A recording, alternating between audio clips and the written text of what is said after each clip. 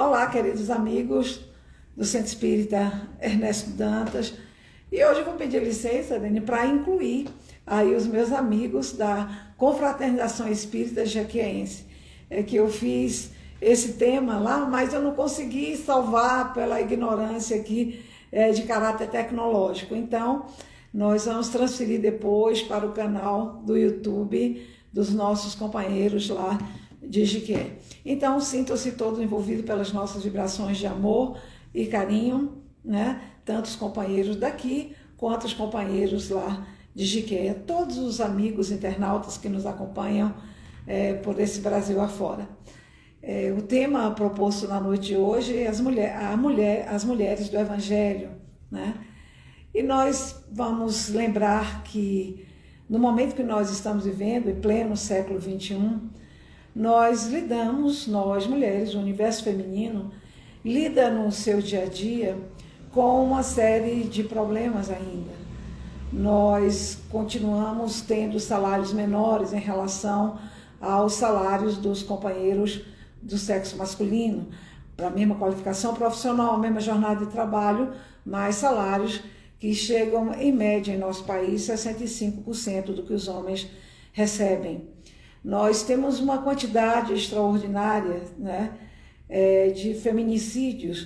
O feminicídio é o crime que é cometido, o assassinato que é cometido em função da condição de mulher. Então, ontem mesmo nós tivemos notícia que no nosso estado, a Bahia, nós já chegamos a quase 100 mortes esse ano. É uma coisa estarrecedora, especialmente se nós olharmos que o nosso país é o 5º país do mundo em violência contra as mulheres. Nós temos, em pleno século XXI, a objetificação da mulher ainda como tônica na nossa sociedade. A violência doméstica, ela se expande a cada dia e, especialmente agora no período da pandemia, ela é uma coisa muito mais gritante. Enfim, nós vivemos, né, ainda a dupla jornada de trabalho, porque não conquistamos, ou os companheiros, a maioria deles, evidentemente, ainda não tem a consciência que ele tem uma função de partilha com os trabalhos domésticos, os afazeres domésticos. Enfim, nós vivemos ainda uma cultura profundamente machista. E por que é surpreendente, em pleno século XXI, às vésperas, né, do Natal, praticamente, depois de tantos anos do Mestre ter nos legado uma mensagem libertária e libertadora, especialmente no que concerne ao universo feminino, por que nós ainda vivemos essa dura realidade?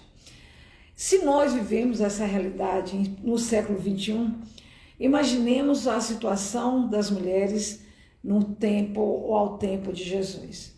Então, a condição feminina era uma condição de subalternidade e uma condição de absoluto anonimato. A violência era gritante, havia a lapidação, né?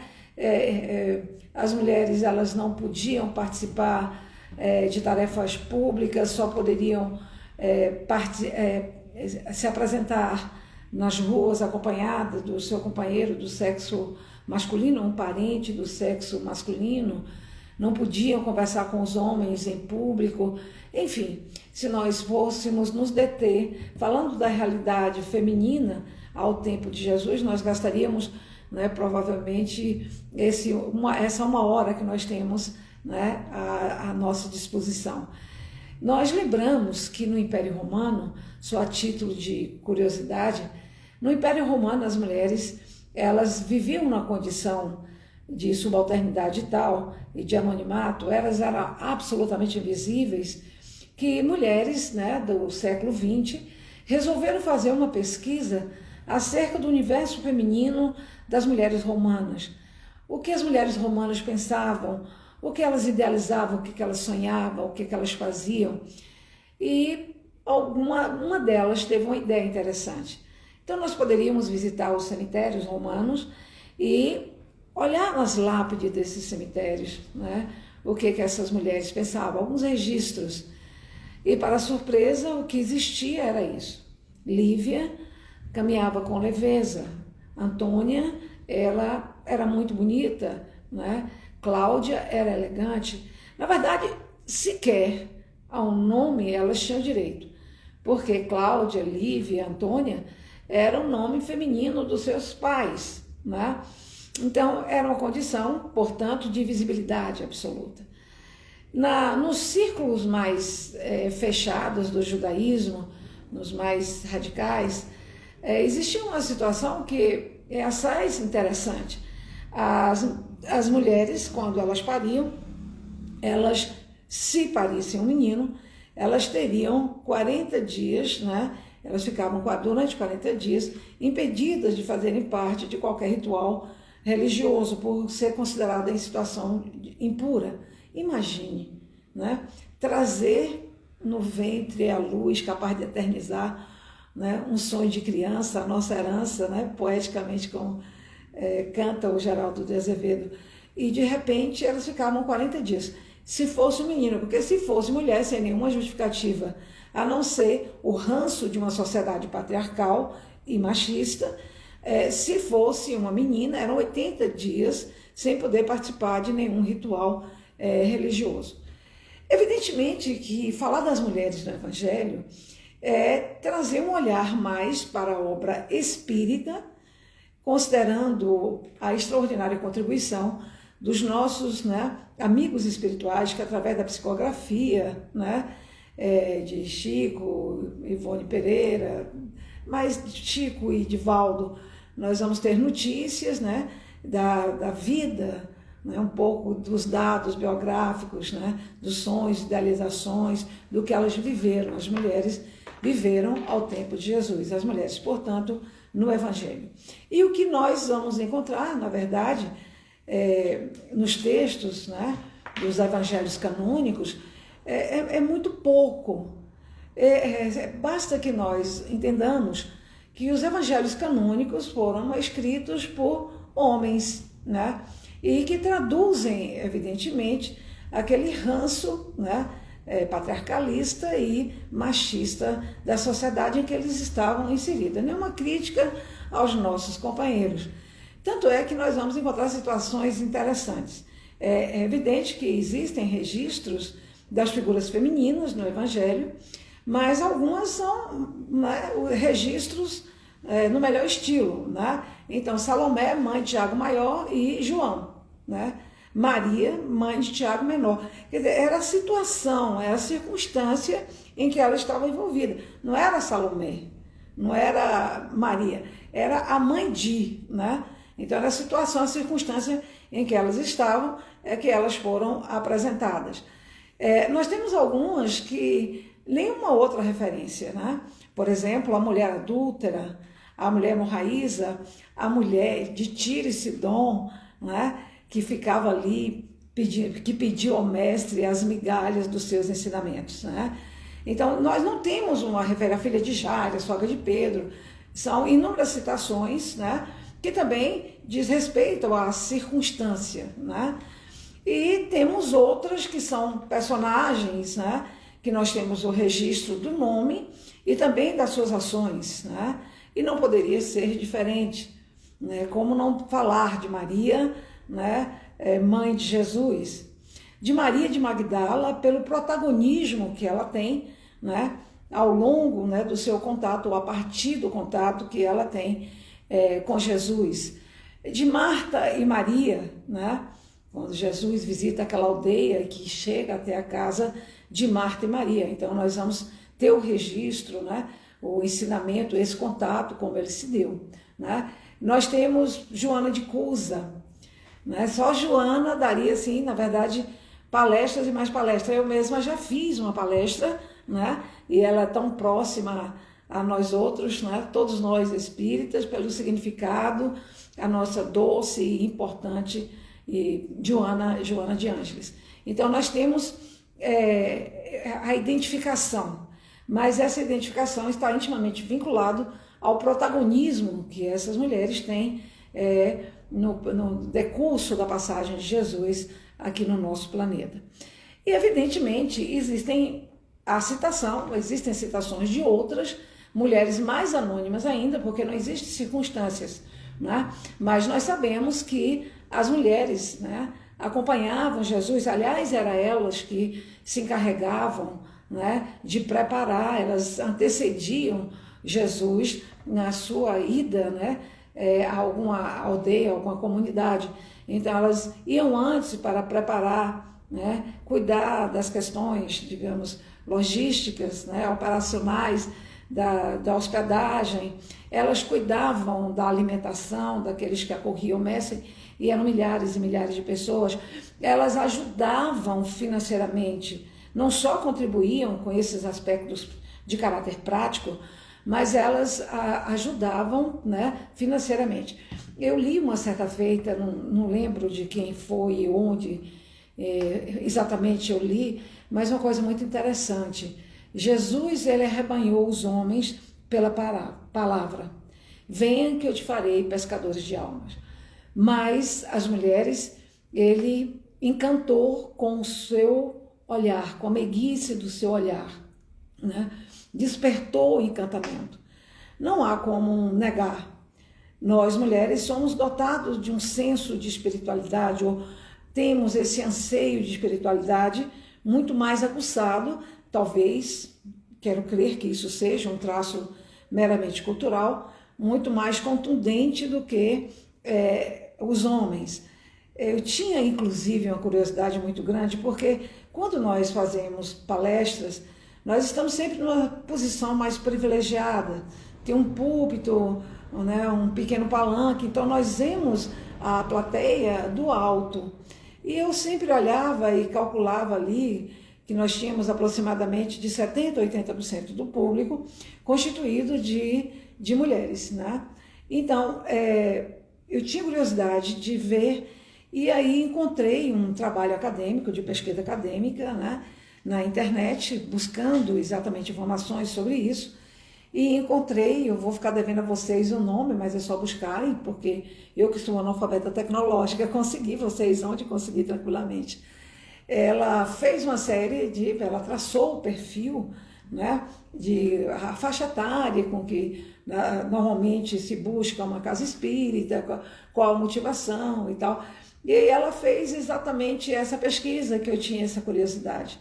E esse trabalho conclui que 77% do público das casas espíritas é constituído de mulheres, né?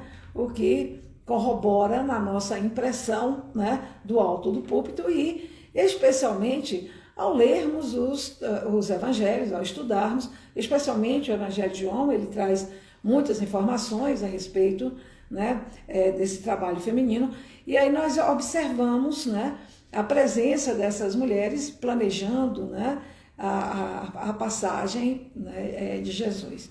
Então Jesus tinha aquele olhar compassivo, aquele olhar amoroso, conhecimento profundo da alma feminina, e ele veio, na verdade, trazer uma mensagem revolucionária, né? Especialmente considerando a época, né, que nós estamos nos referindo. Então, foram lições revolucionárias, porque libertárias, é o resgate do feminino, né? Nós vamos pensar aqui algumas passagens, né? Na verdade, eu sempre acho muito difícil fazer escolha de passagens, né, como referência do trabalho, considerando a importância, né, de todas elas.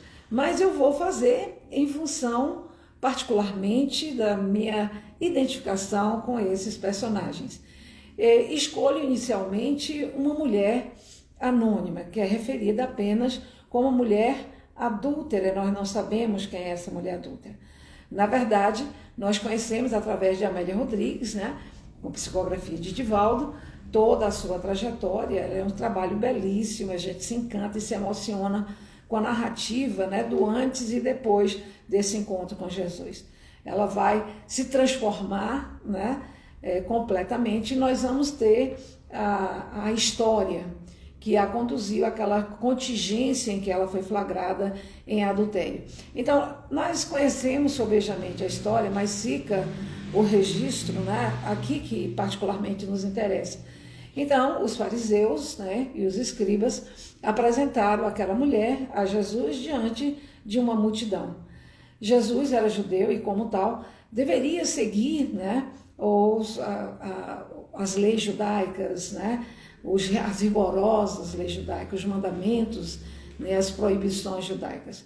E estava escrito na lei, né, aliás está, porque ainda em alguns países ainda ocorre lapidação de mulheres flagradas em adultério na cultura muçulmana, evidentemente não como ensinamento da religião muçulmana, mas o radicalismo de alguns poucos, né? Mas vejam, estava na lei, né, que a mulher flagrada em adultério deveria ser lapidada em praça pública. E Jesus ensinava o perdão. A intenção era que Jesus criasse uma circunstância que pudesse conduzi-lo à prisão, que era a intenção dos fariseus.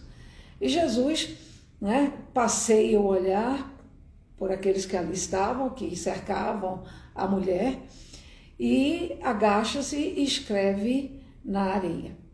A segunda informação do mundo espiritual, o que Jesus escreve diz respeito a outros equívocos que nós, seres humanos, cometemos com espíritos imperfeitos que somos em trajetória evolutiva. Então, depois ele se levanta, né, passeando de novo o seu olhar, né, doce, ele fala com a voz que eu suponho que muito firme, né? Então, aqueles que tivessem pecado, que atire a primeira pedra. Observem que a ação de Jesus, ele resgata o feminino, né? Porque para haver o adultério, haveria necessidade, né, da participação do homem. Onde estava o homem naquele cenário? Ele não estava considerando o que caracterizava a sociedade de então, né? E eu diria, ainda hoje, né, em vastas áreas do mundo. Então, aquela lição que Jesus nos traz é exatamente a lição do resgate, né? Do resgate da mulher. Nós temos uma outra mulher no Evangelho que é também extraordinária. Quero crer que esse seja o diálogo mais amplo, né, que nós temos de todo o Evangelho. O encontro de Jesus com a mulher samaritana. Então, Jesus estava indo da Judéia para a Galileia, e existiam vários caminhos, 3 caminhos na verdade, e ele escolhe um caminho meio exótico, que é o caminho da Samaria. As relações, né, entre samaritanos e judeus eram relações tensas, né, relações de ódio. Os judeus sequer falavam o nome samaritano. A gente se recorda disso naquela passagem do bom samaritano, que o escriba, né, não fala que o misericordioso foi o samaritano, né? Mas ele fala que foi aquele que agiu com misericórdia, que identificou quem era o próximo. Então, a relação eram relações conflituosas. E Jesus vai naquela direção. Ele tinha um encontro marcado no espaço e no tempo com aquela mulher. E ele quedou-se junto ao poço de Jacó, e os seus discípulos foram para Samaria buscarem, providenciarem alimentos e tal, hospedagem. Jesus ficou sozinho. É aí que desce a mulher para buscar água no poço, né? A gente fica imaginando esse cenário meio inóspito, né, com aquele homem galileu ali, sentado junto ao poço, e aquela mulher sozinha, né? Então, ela provavelmente sentiu um certo medo, mas foi na direção do poço e Jesus se dirige a ela, né, pedindo água. E o diálogo é desencadeado a partir daí, um diálogo riquíssimo, belíssimo, aliás. E então, a mulher, ela vai dizer isso que é importante para nós. E observem, é indispensável que nós façamos essa observação. Na verdade, a mensagem de Jesus não é uma mensagem datada, não é uma mensagem temporal, uma mensagem para aquela época. A mensagem de Jesus é atemporal. Então, as experiências vividas, os ensinamentos, né, trazidos pelo Mestre, são experiências e ensinamentos para nós, nos dias que correm. E será para o futuro, porque os ensinamentos éticos e morais que ali estão contidos, né, estão contidos nos evangelhos, são ensinamentos perenes, né? Não tem como nós imaginarmos uma sociedade moralizada, eticamente estruturada, sem vivenciar, né, os ensinamentos trazidos por Jesus. Então veja que quando a mulher se dirige a Jesus, ela apresenta toda a carga de preconceito que tipificava as relações, né? Então ela diz assim: como ousas tu, homem, né? Ela era uma mulher e as mulheres, os homens não podiam se dirigir às mulheres em público, ainda mais porque ele era um homem judeu. Como ousas tu, homem, né? Galileu, homem judeu, dirigir-se a mim, que sou mulher samaritana. Olha quanta coisa. A identidade dela como mulher, que Jesus rompe o preconceito de dirigir-se a ela, né, em igualdade de condições. E aí nós vamos ter uma outra situação interessante, que o diálogo que se estabelece é o diálogo entre as culturas, porque a condição dela de samaritana e a condição dele de judeu. E que importa samaritano e judeus? Né?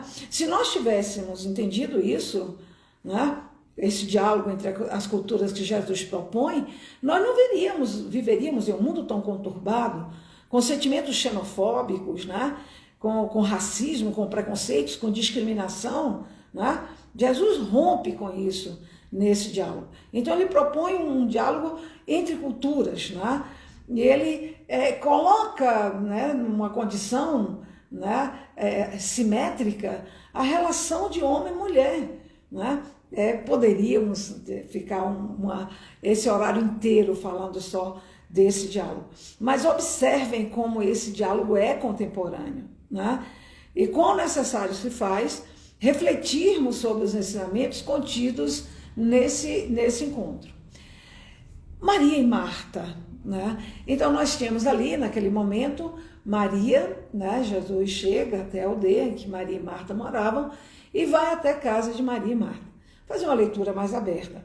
E lá, chegando, Marta se dedica aos afazeres domésticos. Né? Imaginamos aqui varrer a casa, arrumar a mesa, fazer a refeição, porque a casa estava repleta de convidados. E Maria simplesmente senta-se aos pés de Jesus. E Marta se sente provavelmente injustiçada, incomodada com aquela circunstância. Então ela estava ali na labuta doméstica, nos labores domésticos, para atender aos convidados, e de repente aquela circunstância, né, de Maria ali aos pés de Jesus. E Jesus, ela vai reclamar com Jesus, né, porque a irmã estava sem ajudá-la, enquanto ela se dedicava aos labores domésticos. E Jesus se dirige a ela, né, recomendando que ela não se inquietasse, né, não se preocupasse, né, porque, na verdade, ela estava inquieta e preocupada com as coisas do mundo, né, e as coisas necessárias não a preocupavam. E que Maria, ao contrário, Maria abraçou o que era essencial. E o que era essencial ali? Ela estava ouvindo Jesus. E Jesus estava trazendo uma outra proposta. Né? Jesus estava trazendo uma proposta revolucionária. Então ele estava dizendo, as mulheres sim têm que ouvir a mensagem. As mulheres têm que ser elementos que propagarão essa mensagem.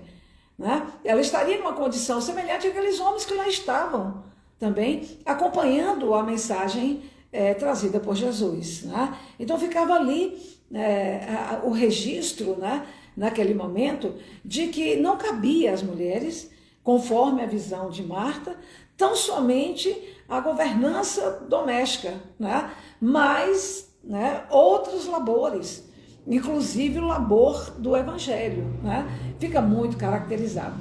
Existem duas passagens de uma mulher, uma em Betânia, né, e a outra passagem, nós sabemos que é na casa de Pedro, de Simão, aliás, um outro Simão, não é o Simão Pedro, que era um homem de posses, né? E que Jesus foi banquetear-se nessa casa. Mas existem dois registros, mas eu vou me ater a esse outro, porque é um registro que nós temos no livro A Boa Nova, de Humberto de Campos, né? Escrito assim de forma belíssima, né? E evidentemente com uma visão ampliada dos fatos a partir do mundo espiritual, né? Na verdade, Humberto de Campos identifica nessa mulher Maria de Magdala. A referência de Maria de Magdala nós encontramos em Lucas, né? Que foi exatamente quando Jesus expulsou de Maria de Magdala sete demônios, né? Então, nós sabemos que eram espíritos obsessores, então concluímos que Maria de Magdala era uma pessoa obsediada, né? E Jesus a liberta do processo obsessivo, evidentemente com sua força moral. E Maria de Magdala, a partir de então, se torna seguidora. Sem muitas delongas, nós podemos concluir que Maria de Magdala foi a história de transformação mais extraordinária que nós tivemos no Evangelho. Nós não podemos compará-la, né, ao trabalho em relação a Paulo, né, exatamente porque Paulo tinha uma outra estrutura psicológica, ele tinha um outro perfil, né, enquanto Maria de Magdala, segundo a maioria, né, dos estudiosos, era uma mulher de vida equivocada, era uma prostituta, e nós imaginamos que essa sua escolha a tenham conduzido, né, para esse processo obsessivo, né? Enfim, Humberto de Campos nos traz a história a partir do mundo espiritual, mas eu vou narrá-la conforme está, né, no Evangelho, porque depois eu pego no mundo espiritual de Humberto de Campos. Então aquela mulher, ela adentrou, ela já tinha tido contato com a fala de Jesus, ela tinha ouvido Jesus, e ela adentra em plena luz do meio-dia na casa de Simão, o curtidor. E aí as pessoas a olham, né? Alguns com recriminação, alguns mal conseguindo controlar a admiração, porque se tratava de uma mulher belíssima, homens hipócritas que eram, porque na calada da noite muitas vezes buscavam seus serviços, mas não admitiam a audácia daquela mulher de apresentar-se na casa de um fariseu, né, e adentrar. E aquela mulher adentra naquela casa e vai oferecer ao mestre, né, todo um cerimonial que era típico, né, da postura farisaica, né, do judaísmo. Então, o que ela faz? Ela lava os pés do mestre e enxuga os pés de Jesus com os seus próprios cabelos. Conforme eu disse, tem duas narrativas, né, duas circunstâncias em que isso ocorre. E nós estamos falando dessa especificamente, em que Humberto de Campos se reporta a Maria de Magdala, já que ela não está identificada como Maria de Magdala nessa passagem. Então, Jesus se aproveita dessa circunstância para grafar mais uma lição, porque Jesus era, em essência, um mestre. Então, ele não vai perder a oportunidade, né, de falar com Simão, que, ao contrário dele, aquela mulher, né, o havia honrado. Na verdade, Jesus não precisava das honrarias e o reconhecimento do mundo. Não, absolutamente não. Mas é que Simão não ofereceu a Jesus nenhuma regalia, ele não cuidou, né, porque era tradição que oferecessem a água, né, que um escravo lavasse os pés do convidado. Insistimos, Jesus não precisava disso, mas ele aproveita para lembrar que aquela mulher fez o que Simão não fez. E é ali que ele conta aquela história, que um senhor tinha 2 credores, um devia 50, outro devia 500 denários, a quem, né, nós deveríamos ser mais gratos. Evidentemente, aquele que perdoa a dívida de 500, né? Enfim, aquela mulher tinha feito isso e Simão não. Então, a mulher, né, chegando, a mulher participando das atividades, A mulher trabalhando, né, no trabalho de divulgação, acompanhando Jesus. Observem, Maria, mãe de Jesus, ela aparece, ela está junto com Jesus na primeira aparição pública do Mestre, né? Então, e lá na última, lembramos que lá no Gólgota, ao contrário, né? Só estava junto a Jesus ali aquelas mulheres, dentre elas Maria, Maria de Magdala, Joana de Cusa, estavam ali no processo de crucificação. Os homens, só João. Eles tiveram medo, mas elas foram corajosas, mulheres firmes, com fé sólidas, acompanharam Jesus até os seus momentos finais. Mulheres que legaram lições. E Jesus que nos ensina ou nos traz uma outra perspectiva, né? Uma perspectiva libertária, uma perspectiva de igualdade entre homens e mulheres. Mas caberia à doutrina espírita, mais tarde, nos elucidar, né, como o cristianismo redivivo, trazer mais informações, ou informações mais profundas e detalhadas a respeito das relações entre homens, né, entre homens e mulheres. Eu estou nesse momento com ruído, sim, né? Vocês desculpa aí. Tony, aí, desculpa, gente, é que uma pessoa estava conversando, não tinha percebido, né? Eu estava fazendo a live. Então, retomando, é o nosso assessor técnico, que ele está fazendo 3 coisas aqui hoje. Então, retomando aqui o nosso raciocínio, a doutrina espírita é o cristianismo redivivo. Então, nós vamos encontrar, né, os esclarecimentos que Jesus não pôde trazer naquele momento, né, considerando que as pessoas naquele tempo não estavam ainda em condições, né, de entender.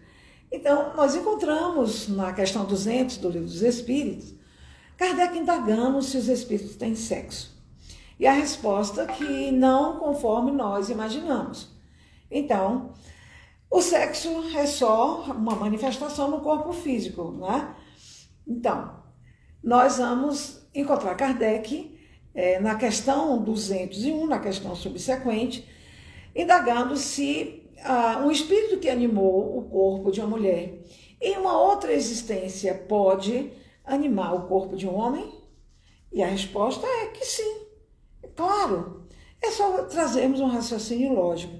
Se para sermos perfeitos é preciso experimentarmos, aprendermos de tudo, é claro que nós vamos, né, ter em alguns momentos uma experiência no sexo masculino, outras no sexo feminino. Então, a proposta aí era saber se era possível, né? E os espíritos dizem, ora, né, reencarnamos em um corpo masculino, ora em um corpo feminino. E aí tem uma questão, a questão 202, ela é de uma finura psicológica muito interessante. Porque Kardec vai indagar, né? Então, na condição de espírito, lá na erradicidade, na condição de espírito, na hora de reencarnar, nós temos alguma dificuldade em fazer, né? Como é que nós fazemos essa escolha? É indiferente. Ora escolhemos reencarnar no corpo masculino, ora optamos por reencarnar em um corpo masculino. Isso não importa. A escolha se dá em função da necessidade, né, de provação, de expiação que o espírito deu, ou de missão que o espírito tem. Então, essa escolha se dá, né, em função da necessidade de evolução do espírito. Então, ora encarnamos no corpo masculino, ora no corpo feminino. Lá adiante, na lei de sociedade, nós vamos encontrar das questões 817, nós sempre recomendamos a leitura, né, para um maior aprofundamento. Nós encontramos na questão 817 do Livro dos Espíritos até 822, né, Kardec perguntando exatamente acerca da circunstância ou da igualdade dos direitos do homem e da mulher. Eu gosto tanto dessas questões que eu tenho de memória, mas eu vou escolher alguns fragmentos, né, para trazer aqui nesse nosso trabalho na noite de hoje. Na questão 817, Kardec indaga: O homem e a mulher são iguais perante a Deus e têm os mesmos direitos? Então, o Espírito responde com uma pergunta, né? Eu gosto de fazer uma leitura livre dessa resposta. Ele responde assim, eu vou ler literalmente, depois, né, eu faço o meu comentário particular. Deus não deu a ambos a inteligência do bem e do mal e a faculdade de progredir? Olha, repara, o que Kardec está perguntando é se o homem e a mulher são iguais perante Deus e se têm os mesmos direitos. E a resposta é, Deus não deu a ambos inteligência do bem e do mal e a faculdade de progredir? Por que você está perguntando isso? Isso é óbvio, né? É claro, se todos nós temos a mesma potencialidade, se todos nós temos o mesmo ponto de partida, teremos o mesmo ponto de chegada, então não há que ter tratamento diferente, não há de ter uma análise diferenciada, né? Até porque, na perspectiva de espírito, o espírito não tem sexo tal como nós imaginamos. Então, Kardec segue, né, indagando. Eu vou pular para a questão 822, eu sempre que faço um trabalho no Instagram, eu fico meio desesperada, por conta de que desliga tudo com uma hora, eu fico preocupada com o tempo, então eu vou reduzir as perguntas. Vamos à questão 822. Os homens sendo iguais perante a lei de Deus, devem ser igualmente perante a lei humana? É uma consequência natural. Se perante Deus, homens e mulheres são iguais, então, e diante da lei de Deus são iguais, mas e diante da lei humana?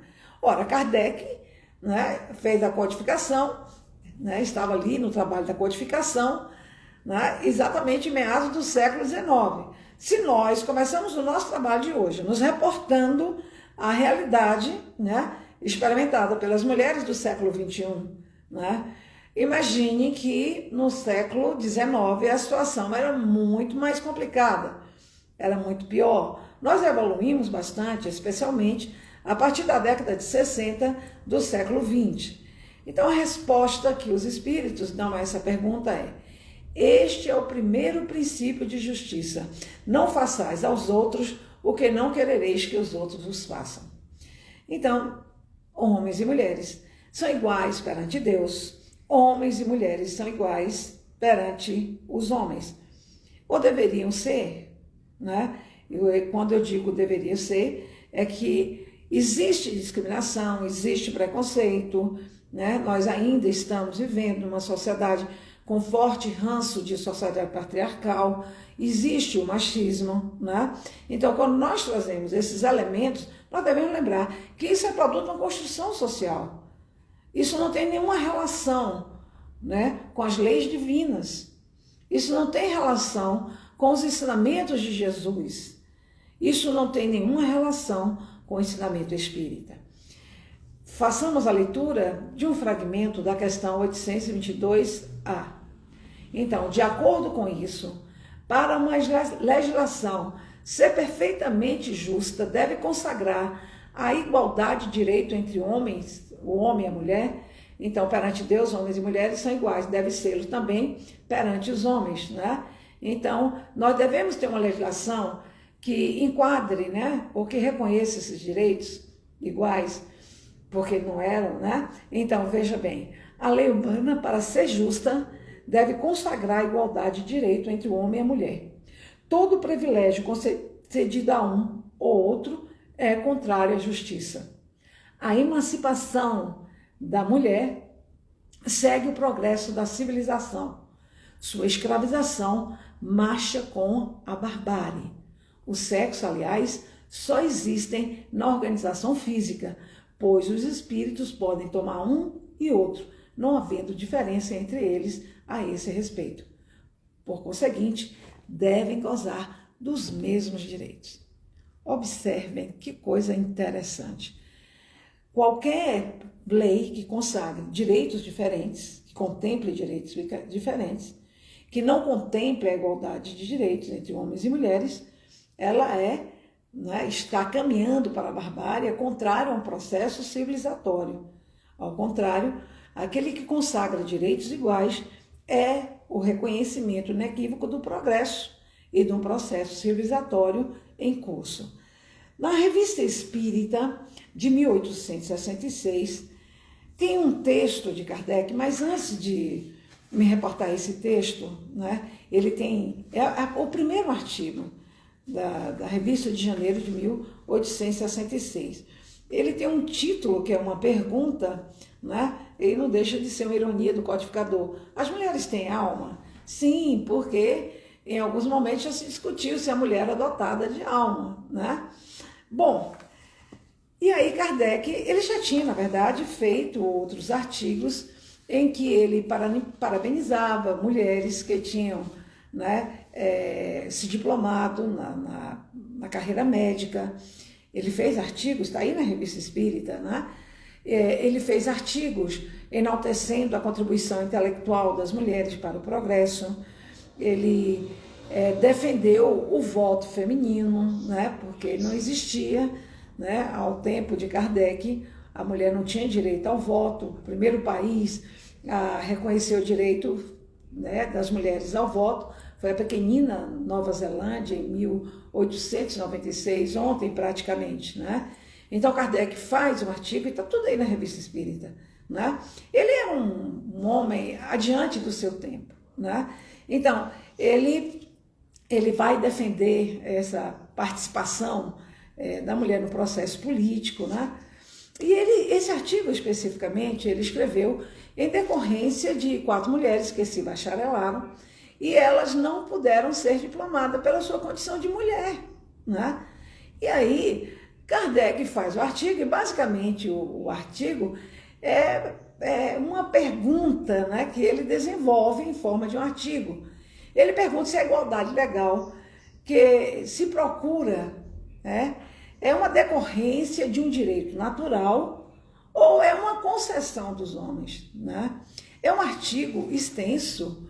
O celular está caindo aqui, gente. Só um instante. Pronto. Então, aí ele faz essa pergunta. Então, esse direito era uma concessão humana ou era um direito natural? Evidentemente que a conclusão é de que é um direito natural. Nesse artigo, ele vai, né, dizer o seguinte: não existe, pois, diferença entre o homem e a mulher, senão no organismo, né, material, que se aniquila com a morte do corpo. Mas quanto ao espírito, à alma, ao ser essencial e perecível, ela não existe, porque não há 2 espécies de alma. Deus não cria espírito homem e espírito mulher. Deus cria espíritos, né, que ora se manifesta, né, no organismo masculino e ora se manifesta no organismo feminino. E lá adiante, já encerrando o artigo, conforme eu disse, é um artigo extenso, mas só esse fragmento, né? Com a doutrina espírita, a igualdade da mulher não é mais uma simples teoria especulativa. Já não é uma concessão da força à fraqueza, mas um direito fundado nas próprias leis da natureza. Dando a conhecer essas leis, o Espiritismo abre a era da emancipação legal da mulher, como abre a da igualdade e da fraternidade. Então, veja que essa é, sem dúvida nenhuma, uma das mais importantes contribuições que a doutrina espírita. Observem que nós temos que ter uma linha, né, de evolução, uma linha de raciocínio. Começa com Jesus, né, naquela sua postura, na sua prática libertária e libertadora. E aí nós temos o descaminho, quando o cristianismo é oficializado como religião do Império Romano e nós mergulhamos, né, num período de obscurantismo, e caberia a doutrina espírita resgatar e trazer à luz a importância da mulher. Nesse trabalho, inclusive, do Evangelho, do ide e pregai. Então, a doutrina espírita corrobora no sentido de que Deus, criando espíritos e sendo o sexo meramente uma manifestação do organismo físico, né, Homens e mulheres são absolutamente iguais.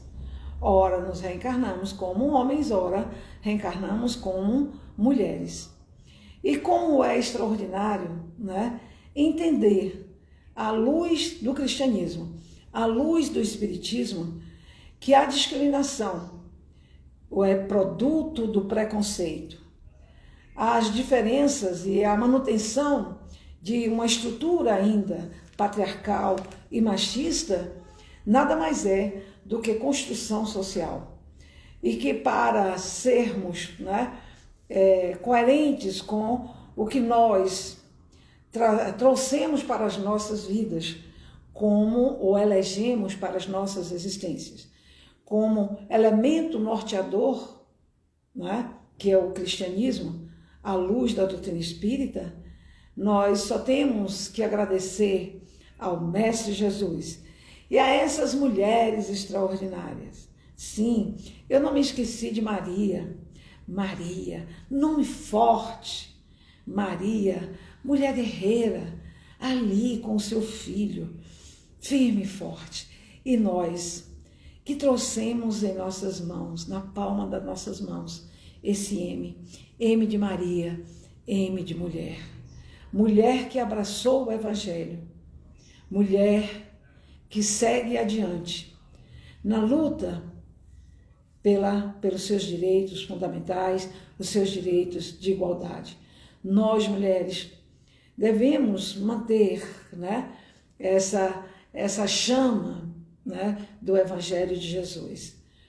Devemos esclarecer aqueles que ignoram que na condição de espírito nós não temos sexo, mas o sexo, pelo menos na forma como nós concebemos, é uma manifestação no nosso organismo físico.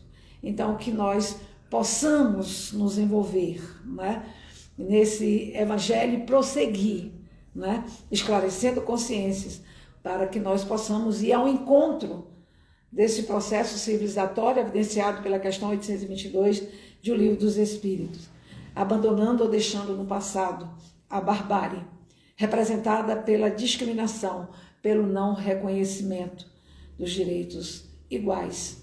Não devemos nos perceber superiores ou inferiores, mas iguais, companheiros que somos nessa jornada terrena, trabalhando no processo da nossa evolução. Eu finalizo trazendo Maria de Magdala, aquela mulher que eu me reportei como a mais extraordinária lição de transformação dentre todas aquelas que nós vimos no cristianismo primitivo. Saiu da sua condição de mulher, né, desprezada, de mulher equivocada, para ser uma abnegada propagadora do cristianismo, não só com a fala, mas com suas ações. E Humberto de Campos narra na Boa Nova que esta mulher, né, ela vai dedicar-se ao trabalho de resgate depois que Jesus retorna ao mundo espiritual, e não custa lembrar, ainda em referência a Maria de Magdala, mais uma outra lição importante. Foi a ela que Jesus escolheu, porque ela muito o amou, para levar aos seus discípulos a mensagem da sua ressurreição, ou a sua presença no seu corpo perispiritual, dizendo que aquilo, tudo que ele nos ensinou era verdade, que a morte não existe. Então, só para termos uma ideia, as mulheres não eram aceitas como testemunhas no mundo judaico. E ela sai dessa condição, né, de mulher não aceita como testemunha, para ser testemunha do maior fenômeno da história, né? É a ela que Jesus escolhe para dizer aos seus pares que a morte não existe e que ele havia voltado. Mas vejamos, Humberto de Campos narra na Boa Nova que ela vai dedicar-se a esse trabalho abnegado, especialmente junto à comunidade de leprosos. Ela mesma desencarna né? Com a portadora da lepra ou da hanseníase, conforme falamos hoje. E uma companheira minha, eu não poderia escolher outro poema, senão o poema de uma amiga minha muito querida, uma mulher que entendeu e viveu o Evangelho de Jesus. Ela eu usei como modelo, porque nós sabemos que Jesus é nosso modelo e guia. Está lá na questão 625 do Livro dos Espíritos. Mas nós sentimos a necessidade de olharmos para alguém que está próximo a nós, para entendermos com clareza que é possível seguir as pegadas de Jesus, porque outros o fazem, ou fazem um esforço extraordinário para seguirem as lições, não só verbalizar, não só intelectualmente, mas nas ações. E eu admiro profundamente essa mulher que eu vou me referir, trazendo o seu poema. Ela assistiu uma palestra um dia em que esse caso do livro de Humberto de Campos foi narrado, e ela ficou tão comovida com essa história que ela escreveu um belíssimo poema. Estou falando de Maria Dagmar Ferreira. Qualquer pessoa da minha faixa etária e mais jovem que eu conhece Dagmar, Dag do cartório, né? Boa parte dos conquistantes se casaram ou foram registrados no cartório de Dagmar. Mulher extraordinária, mulher guerreira, mulher exemplo. Não só como mãe, como trabalhadora, e também trabalhadora e servidora na seara do Cristo. Tive a honra, digo a honra, de trabalhar com ela e de acompanhar o seu exemplo. E ela fez esse poema, que eu peço licença, para ler.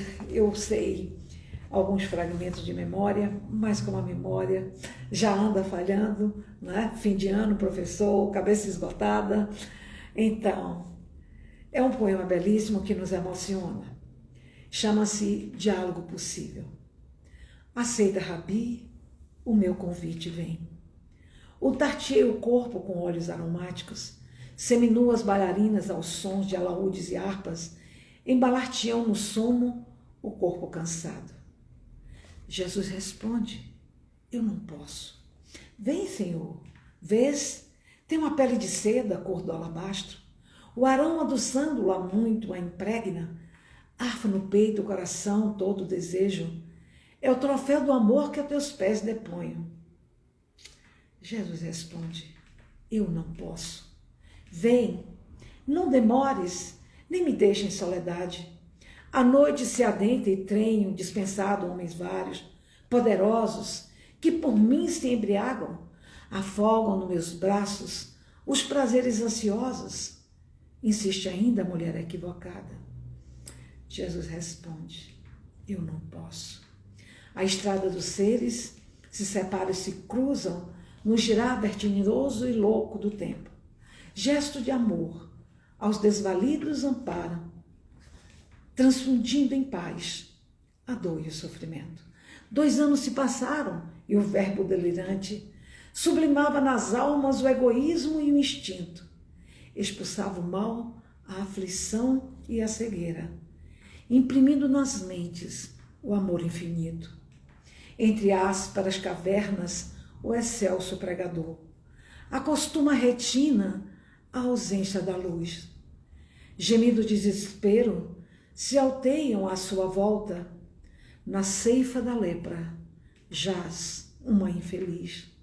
Aqui é a fronteira entre o sol e a sombra escura. Deste lado, o sangue, o suor e a amargura, os últimos estertores da alma ignota. Por isso, forasteiro, não transpõe esta porta. E Jesus responde, eu não posso. É Jesus, reconheço a voz, a meiguice e a doçura. Naquele dia tu não voltastes, agora é tarde, vai embora. Jesus responde, eu não posso.